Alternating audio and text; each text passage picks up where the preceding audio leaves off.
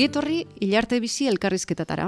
Heriotzaren gai bat hartuta hemen gabiltza gonbidatu bat, elkarrizketatuaz eta gai hori lantzen. Agurren eta hileten garrantziaz arituko gara. Pertsona bat hiltzen denean, heriotzaren erradikaltasun hori barneratzen laguntzeko balio dute, eta baita ere maitasuna edo respetua kolektiboki adierazteko, ez da? Bi aldetara egiten du eragin, hileta edo agur batek, ez? Gure inkonstientean, barneratzen joateko. Eta gero animali sozialak edo gaztelaniaz sarritan entzun dudan bezala zerezen relazion garela, kolektiboan performatzen dugu edo bizi dugu maitasuna eta garena. Eta talde horren edo herri horretako parte izan dan pertsona baten agurra egitea bai da ere, barneratze heriotza hori barneratzean laguntzea, eta baita dignitatearekin, ezta? Zer ikusia dauka. Gogoratu behar dugu isolamentua dela torturarik eta handienetariko bat. Orduan, hori da, kolektiboak agurrean ze garrantzia daukan. Beti hileta erlijioekin lotzen da normalean, baina argitu behar dugu aurrekoa dela, erlijioa baina aurrekoa. Animaliek ere badute, maitasuna adierazteko moduak, eta antropologikoki, agurrak izan dira milaka eta milaka urte lehenago ere, gorpua zaintzea, hildako gorpua zaintzea arrezpilen bidez, da taldeak egin behar zuen hori arrezpil bat ez du egiten famili txiki batek, egin behar du komunitate batek, ezta? Edo Jaizkibelen adibidez agertu ziren obiratzeak, itxaso eskolak inguratuta, hor simbologia, eta hori sinismena egongo zen, baina batez ere zigurra dana da, maitasuna zegoela, edo respetua, taldea, kolektiboa, komunitatea, hori egiten laguntzeko, eta gero leku bereziak eta epaingarriak. Ordan, hortik gatoz. Herria edo komunitatea oso garrantzitsua da agurretan. Baldintzak berak jartzen ditu, eta baliabideak ere bai. Gero pertsonak erabaki aldu ez duela nahi agurrik, edo familiak erabaki aldu ez duela nahi agurrik, baina komunitateak baldintzak eta baliabideak eman behar ditu.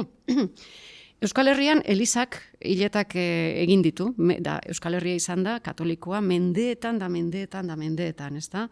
Oso garatuta ditu, bere hiletak eta agurrak, bere moduak, isiltasuna, kantuak, argia, ura, elekua bera, dena dauka garatuta, eta mendeetan modu bakarra izan da, dena katolikoa, herri gehiena katolikoa bihurtu zelako. Klaro, katolikoa ez zena, hortik kanpo gelditzen zen. Eta kanpo gelditzen dena, komunitate horretatik kanpo gelditzen dena, kasu honetan eliza da, Euskal Herrian beste kultura batzutan, beste erlijio batzuk daude, hiletarik egiteko eskubiderik gabe, edo kanposantuan, hilerria kanposantua baitzen, kanposantutik kanpo gelditzen zen. Eta horrek sortzen duen krudelkeria, ezta? Lehenago esan dugun guztia egiteko eta adierazteko baldintzarik ez duelako ematen. Horri buruz egingo dugu gaurko saioa, eta ea herrira etorri gara, Eskolondo herri etxean gaude, eta gurekin dago Mariasun Landa Mendibe. Kaixo. Egunon, Mariasun, eskerrik asko, gonbidapena onartziarren. Bueno, mesedez, plazer handia da. Bera, Mariasun da EA Kultur Elkarteko kidea, eta berak azalduko digu mundo eta universo nortzuk ziren. Beitu, guri ailegatu jaku modu batean, ailegatu zitzaigun modu batean, eta hortik abiatu ginen. Etxean entzuten genuen mundo, universo, hil ziren, Sarakondegiko, izatez esango dizuet zer nortzuk ziren. Gero enteratu garelako, ikerketa edo pizka bat peskizetan ibilita gero.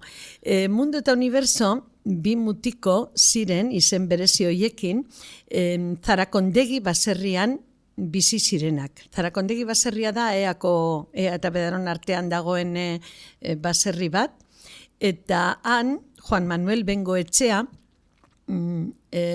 gizon bat baserri horretan jaiotakoak, eta Ezekiela Martín, Zamoratik etorritako andra bat, lanera edo zerbitzuan edo dalakoa, euki zituzten bi mutiko. Eta lehenengoari universo izena jarri zioten, eta besteari mundo. Eta ze garaitaz? Mende hasieran. Hogei garren mende honetan. 20. mende hasieran, jaio ziren mundo eta uniberso mutikoak Zarakondegi baserrian. Orduan, 107 urte pasatu dira, esan dugu, eta nola inmortalak guk egin ditugu, edo herriak egin ditu. Leyenda zegoen orduan. Leyenda bihurtu zen. Leyenda bihurtu zen, eta guk etxerik etxe, eta osao, entzun izan duguna hori da, etxean, eta hil ziren, eta bikiak zirela, leyenda bat. Ez genekien ez da izena, ez esan. Jaioko ziren, gutxi gora bera, 1911 eta 12. 11 eta 12. Bai, 11an jaio zen, ez ziren bikiak izan. Errepublika aurretik orduan. Bai, aurretik, bai. Eta beraien gurasoak izango ziren, 19. mende bukaeran jaiotakoak. Bai, 1848koa da Juan Manuel Bengoetxea, eta Anduiza, eta Bedaronan jaioa, hemen ean. Bai. Eta, bueno, gizon berezia. Claro, guk hasieran pentsatzen genuen, nola jarri bi gurasok erabakitzen dute, bi umei olako izena jartzea. Hemen Juan Domingo, Pedro... Bai, santuen izena. Bai, edo dena delakoa, santuen izena, edo santutegiaren izenak dira normala, komilartean normala zer den, ez? Ohikoenak. Baina, batez be, Juan eta Jose eta olakoak. Baina, hauek mundo eta universo, edo lehenengo universo eta gero mundo. Nola bi urtetan guraso batzuk erabakitzen dute hori. Eta guraso horietatik, horietako zein da, ze bat dator Zamorako herritik. Bera, Andra, ama Ezequiela Martín Esteban, Zamorako Castrillo de la Guareñan jaioa. Gizona Bedaronako baserri batekoa. Eta pentsatzen genuen, igual ama izango zen anarkista, olako pentsamentuak, nondi dator aitaren gandik edo amaren gandik. Bagenekien, ikusi genuen ez zirela bataiatuak izan. Bai iskrituak. Aurrak, gurasoa bakoitza bere herria. 1858an jaio zen Bedaronan nau Juan Manuel Valentín aita, eta bataiatua izan zen. Eskondu aurretik gurasoak jaio zen aita bebai baina bataiatua izan zen. Bataiatua dano garai hartan danak ziren moduan. Baina berak eta Ezequiela be bataiatua bere herrian, Castrillo de la Guareñan. Baina berak eta ona hemen umea jaiotzen direnean, izpasterren jaiotzen dira, eta ez dituzte bataiatzen, bai iskribitzen. Aita joaten da iskribitzera, naiz eta eskonduak ez izan. Beraien artean ere ez zeuden eskonduta. Esonduen, gero eskontzen dira. Eskontzen dira, 4 urte berandu, lehenengo umea universo hil eta gero. Universo hil egin zan. Hil egiten da, bai, 7 urtekin. Egia da, bai mundu eta bai universo bizitza laburra izan zuten. Baina bai leyenda, bizitza laburra fizikoki, baina bizitza luzea, gaur eguner arte, bizirik mantendu direlako. Leyendak zer esaten zu? Bueno, leyendak esaten du bikiak zirela eta biak hil zirela batera. Aita karro batean bi hilkutza egin zituela, bere eskuz, eta karro batean jarri, eta herritik pasatu zituela biak Kanposanturaino, eta Kanposantuan hilobiratu zituztela. Kanposantu barruan, ala kanpoan? Barruan, baina zailtasunekin. Zer, leyendak esaten zuen, herriak ez zuela nahi, bakarrik joan zirela herri guztitik zehar. Bakarrik. Irudi hori ikaragarria da. Eta parte bat egia da. Jentea esen hurbildu, laguntzera, normalean, zuk ondo esan duzu moduan, zerbait kolektiboa izaten da, eta taldeka egiten da, herria, naiz eta ezaguna ez izan, edo laguna ez izan, joaten da, hemen ohitura hori dago, Euskal Herri osoan, ikuste dut, laguntzeko, ez da, duelo horretan, eta zerbait kolektiboa egiteko. Funeral bat, hilobiratze bat dagoenean, dano goaz. Inguruan, ez? Lako laguntza bat behar delako. Kasu honetan, ez zen egon laguntza hori, benetan be esan egon, gurasoak bakarrik joan ziren, hil zena izan zen 7 urtekin, 1918an, peste espainola edo deitzen, fiebre espainola edo hori deitzen den epidemia handi bat egon zan, ume asko hil ziren, eta hor 7 urteko umea, universo, Zarakondegin hil zan. Aitak eta amak bakarrik, eta Mundo izeneko anaia bakarrik lagundu zuten. Eta Mundok medikuek 6 urte. Bai, 6 urte. 7 urte zeukan honek eta 2012koa zen, eta Mundok 6 urteko umeak. Orduan, hirura bakarrik medikuarekin uste dut, herritik zehar, karro bainan, eta jentea leihoetatik begira, baina ausartu gabe. Batzuk esan ziguten pena handia errukiaz begiratzen zutela, baina ez ziren lez Elisakoak, Elisak mandatua eman zuen, haiek ez zirela Elisakoak, eta orduan kanpo gelditu behar zirela. Badakigu aktetan aurkitu dugulako aurreko urtean, udaletxean gizona bakarrik ziren udaletxeko badakizu kontzejalak, orduan emakumeak ez geneukan ez da botorik, gutxiago kontzejala izateko aukerarik, baina bai eukizuten proposamena edo eztabaida familia baten ume bat zegoela gaixorik, ez zela hori, eta egin behar zutela el cementerio zibila. Ez zegoelako lekurik kanposantu barruan ume hori hil egingo zela, gaixori zegoen, eta hilabete batzu lehenago, aktetan agertzen da, oso kuriosoa, zegogorra. Non egingo dute? Orduan, guri leyenda oso kuriosoa da, zeldu zaigu bi modutan. Bat, enterratu zuela, hilobiratu zuela, zutela aitak kanposantu zibil horretan, eta beste batzuk esaten zuten, tejabanan, bere etxeko tejabanan, guk gero ikertuta, eta hori ez genekien izenak, bakarri Mundo eta Universo, eta leyenda hori. Bai, karo, eta batez be komunitate baten erreparazioa, bai, ez? Karo, aurreko komunitate batek bere baldintzengatik batzuk kanpoan utzi zituen, bueno, komunitate honek hartu, erreparazio hori. Aitzindari moduan, aitzindariak ziren, desberdintasunaren aintzindariak, eta aurre egin zioten potere hegemonikoari ere, garai hartan, potere hegemonikoa Elisa zen, Elisak ordenatzen zuen gure bizitza, eta oraindik ere, bueno, esango dizut.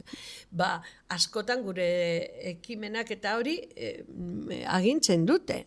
Orduan, kanpo gelditzen dena zigortua da, zuko ondo deskribatu duzu sarrera, asko gustatu zaizure sarrera, benetan, hori da, kanpo geratzen dena, arauetatik, potere horretatik, eta hauek, ausardia izan zuten, bai biak, bai Ezekielak ere. Gero konturatu ginen, bera gizona zala, erabaki horren naia edo gehiago, emakumea hil egin zen aita, eta orduan emakumea presionatu zuten ikaragarri, eta bataiatu behar izan zuen, bigarren umea. Mundo. Bataiatu behar izan zuen. Eta bataiaren akta daukagu ikaragarria, gezurra handiak ere esaten dira. Jaio zenean bataiatu zutela, baina justo 2 hilabete aita hiltzen da, eta 2 hilabetetan bataiatzen dute harineketan, eta presio ikaragarriak imaginatzen, argi daude. Seme bat hiltzen zaizu, eta ezin diozu hiletarik egin. Egiten dio, ez diozu egiten, eta kanposantuaren bazter batian, eta azkenako momentuan eraikitako bazter batian sartu behar duzu bakarrik, zuk egindako kajarik, krudelkeria da. Krudelkeria handia da. Hori, horraino heldu ginenean, horreta guztiaz enteratu ginenean, pentsatu genuen guk, hileta hori egin behar dugu berriro. Herriak egin behar du. Erreparatu behar du, gure herriak, lehio atzean geratu beharrean, beste gizakiekin, beste pertsonekin egiten den moduan, familia horrek eta ume horiek merezi zutela euren hori ez. Eta orduan modu nahi genuen egin ez bakarrik esan eta hori bai antolatu genuen PowerPoint bat, azalpenak, dokumentazioa hemen argazkiak atara genituen, eta ipini genuen, baina zerbait artistiko edo sakonagoa, sentimentuekin, zuk esan duzu moduan, bisualagoa egin. Eta orduan jo genuen, artista batzuen gana, oso harreman, oso gure estilokoa dira zentzu horretan, pentsatzen dugu oso ondo transmititzen dutela lehendik ere ezagutzen genituen, horkoak dira, gipuzkoarrak dira, baina euren gana jo genuen nolan. Eta hemen gauden leku honetan elkartu ginen, eta esan genien. Eskolondoan. Esan genien hemen, Baskari batean behitu hau da daukaguna. Ez dakizuen txako interesa den, bai, mundu eta uniberso, izen hoiek bakarrik, unibersoaren zulo hoiek bete behar, zaiatu behar gara. Eta hori dan hori biltzen zuen ekitaldi bat egin zenuten, ez da? Aurreko azaroan. Bai, azaroaren batean. Egin genuen. Ganera, koiziditu zuen, prestakizuna, eurek ere, performance bat, esan, karo, guk esan genire ezin duzu obra bat egin horrek. Izan zen, metro kuadroka. Metro kuadroka.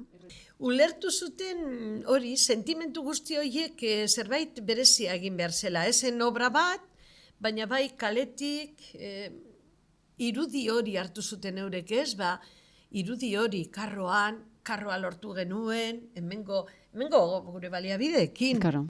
Karo, gero hainbat herritarrekin egon ginen zer entzunda zeukaten, ez guk etxean, baina beste batek etxean, nire eako kideek ere euren etxeetan, zer entzunda, zer ez, eta hor aztertu genituen, gauza ahalik eta zulo horiek betetzen. Beste batzuk esaten ziguten, lupanar bat egon zela, lupanar hitzear, antxineko hitza da, antxineko personak esaten ziguten, baina zaharragoak ja gutxi, baina horrek harrapatu genituen, penarekin zergaitik ez ditugu harrapatu aurrekoak, baina hori zuen adinean ezaigu, hori gertatzen, hori da guztioi gertatzen zaiguna. Zergaitik ez dut itxegin iramomarekin. Bai, beti gertatzen da, baina behintzat egin zenuten, ez da? Omenaldi hori egin zenuten, eta kolektiboki herriak egin zion omenaldi bat unibersori. Eta uniberson guraso eta anaiari. Hori da. Hori ederra. Eta leyenda hori, errealitatea bihurtu nahi genuen. Eta Andra batek, zuri justu hain esaten zuen, beitu gaur egin jako, Bizkaira esaten zuen oso modu politean, gaur egin jako, orduan, oindala 100 urte egin ez jakon mesa ez, ekitaldia. Hileta, klaro, mesa justo zan, ez zutena behar. Ez zuten onartu, orduan ez. Behar zutena da zan, herriaren babesa, bere eran egiteko. Pentsatzen dugu, emakume gizon hoiek, ume horrek, zenbat sufritu zuten, ume hoiek, zenbat sufritu zuten, hil aurretik, hil ondoren, eta gero, hileta edo hilobiratze hori hain pobrea izan di.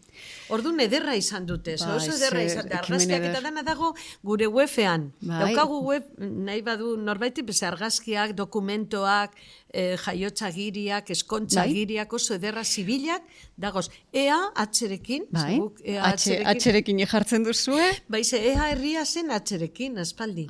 Hemeretzigarren mendera arte, atxerekin zen. Orduan, ea.atxerekin.eus. ea.atxerekin.eus. Eta hor dago informazio guztia, eta egindako ekimenaren argazki guztiak. Eta bideoak, ikusteko behin egin zan. Ederra. Metro kuadrokoak egin zuten, benetan lan ederra eta omenaldi ederra, ez da? Herri mailan oso magikoa izan zen, oso poetikoa. Herri mailan ze iritzi eta ze olako sentitzen duzu, zuek elkartean esan duzu, ez da? Nola emakume horrek esaten zuen, egin dugu aurreko, baina ze zabaldu gazteen artean eta... Baita kuriosidadea. Eta hori da gustatu zaiguna gehiago. Transmisio apur bat nahi genuen hori transmititu. Simbologia guzti hori, pertsona horiek gure historiaren personajeak dira. Personajeak eurek ez zuten imaginatu egingo, bere garaian bihurtuko zirela euren arrastoa hain. Eta hori bai, transmititu pertsona zumeak azken batzutan eroiak bihurtzen dira, nahi gabe. Ausartzen direnean edo ausartzen garenean egiten pentsatzen duguna aurrera, horrek ez beti, baina askotan usten du hildo bat, eta orduan animatu jentea, eguneroko pertsona arrunta gu bezalakoak, izaten edo egiten pentsatzen duten eran, ze horrek batzutan usten du hauen kasuan moduan, zenda haundi bat, ez da? Ez dakit, arrastoa. Arrastoa. Arrastoa. Bai. Nik argi ikusten du behintzat, galdera, nik entzun nuenean lehengoz, legitio nengoen, eta badakizu mundotu unibersoren historia eta egin duten eskerrak, olako kuriosidadea izateagaitik nire, zer benetan, kuriosidadeak eramaten gaitu gube, kuriosidadeak gaitik, hasi ginen. Eta da, azkenean, eta da errespetu bat, ez da ni eriotzaren gaietan abil, eta askotan tabuak dena tapatzen du, eta ez da hitz egiten eriotzaz, eta ez da hitz egiten eriotza dramatiko ez, eta ez da hitz egiten ez eriotza normal ez ezer. Eta entzun nuenean, hau, zanon, ostras, ze ederra erreparazio hori, eta konturatzea ze garrantzitsuak diren hiletak eta errespetuak kolektiboak, Gero norberen aukera da ez du nahi ezer egin, baina egitea tokatzen danean ze erradikala da eriotza, orduan. Kolektiboa, esaldi bat gure zarrak esaten dutena, ez da, norbait hil eta pertsona hori laguntzera noa. Ez bakarrik doluan daudenak babestera. Pertsona hori laguntzera noa, ez? Eta hori, funtzio hori herri txikietan mantendu egin da, oso handi, ez da? Orduan hori mantentzea erlijio gabe edo erlijioarekin, baina berdin da, osea, da... Elizak, zuk esan duzu moduan montatuta dauka ja, zelieta, mesa moduko bat, abadea bere ritoak egiten, bere kanta bereziak, kanta horiek, orain ere funeralera goazenean kanta horiek, ederrak dira. Elizak badauka. Elizatik kanpo hasi garenean lagunak eta orain elizkoiak ez garenak, eliztarrak ez garenak, ere nahi dugu agurra egin, nahi dugu, behar dugu. Eta hori kriston esfortzua exigitzen du, hiltzen zaizunean hurbilekoa doluan zaude, eta nola transmititu, nola egin... Nun egin. Lekua petanatorioa, baina ez dira asmatu ondinoz, rollo pribatua dira. Elizatik pribatura pasau gara. Hori da, baina zerbait publikoa. Gora tabua. Hori da. Gora tabua. Hemen lagun bat hilzenean, hemen lagun asko maite genuen herrian, hemen behan egin genuen, ez? Eta ederra izan zen. Baina justo momentu horretan zaudenean hain hautz egin da, hain familia lagundu behar duzu bebai, egin behar dituzu beste zereginak, eta azte burua eta sentimentua gogorregia da, antolatzea da esfortzu handi bat. Nik uste dut hori be gizarte honek Elizatik kanpo bizi garenok egin beharra dugula. Hori da gertatzen, egin behar dugu, besteok eginda daukatena guk egin beharra dago, baina egin beharra dago, eta egiten denean plazerra handia da. Maitasun pila bat dago, tristezi guztiarekin. Maria Asun, mila esker zuen ekimena gaitik, eta orain, bai egingo duguna da, saio honetan aipatutakoak informazioa guztia jarriko dugun ererkiaga.eus webgunean, kultura elkarteak egindako webgunearen helbidea ere bertan jarriko dugu, eta aipatutako guztiak, ezta? Hurrengo saioan ikusiko gara, beste gai batekin, eta ondo bizi, bizi eta hil arte bizi.